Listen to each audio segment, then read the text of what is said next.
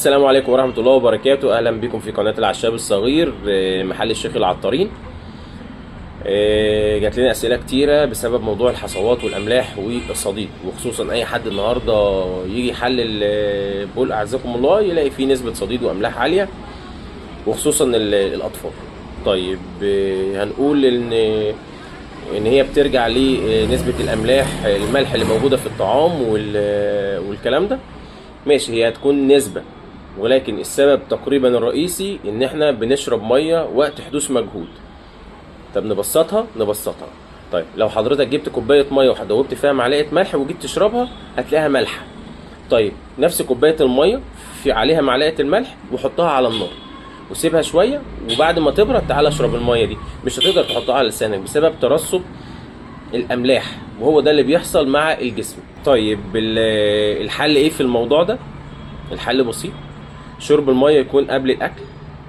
ما ينفعش شرب الميه غير بعد ما نخلص اكل بحوالي 70 دقيقه، اللي هي نسبه الفتره بتاعه الهضم او افراز الانزيمات والاحماض على الاكل، فعلشان ما يحصلش تخفيف لاحماض المعده. شرب الميه بالكميات اللي هي المناسبه، اللي هي المعقوله بتاعتها، اللي هو وزن الشخص مضروب في 3 هنساوي، او مضروب في 30 هنلاقي هي نفس الكميه المطلوب شربها. نبعد عن كميه الميه دلوقتي وخلينا في علاج الاملاح.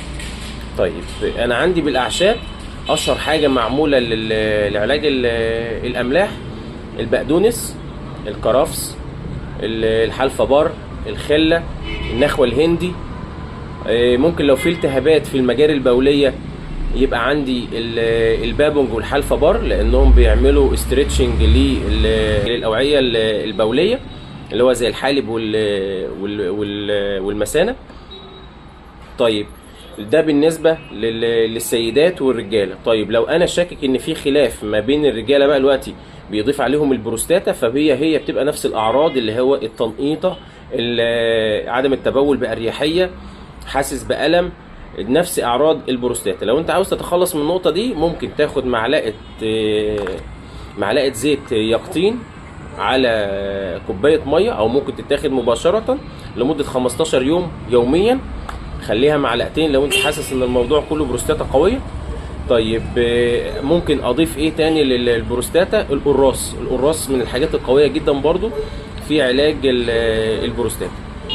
كده عرفنا المكونات. مش شرط ان هي تكون خلطة معروفة، لا بل بالعكس، انا ممكن حاجة واحدة تكفي، ممكن شوية شعير برضو يقضوا الغرض، بس المهم في الاستمرارية.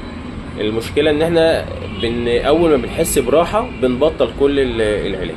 طيب المفروض الشرب الطبيعي للموضوع ده امتى؟ بتبقى معلقه من كل نوع. يعني مثلا لو انا خدت من الحلفبار وخدت من الكرفس والبقدونس والشعير، اجمع كل ده في معلقه صغيره عليها كوبايه ميه مغليه، واسيبها لحد ما تبرد خالص، اغطي عليها واسيبها لحد ما تبرد خالص، وتتشرب 3 مرات في اليوم: بعد الفطار بساعه، بعد الغداء بساعه، بعد العشاء بساعه. تقريبا المده هتبقى من 3 ايام لاسبوع، اكون حسيت براحه وحسيت ان الدنيا بدات تتغير معايا. لو في اي اسئله اتمنى تسيبوها في التعليقات. دمتم في صحه، والسلام عليكم ورحمه الله وبركاته.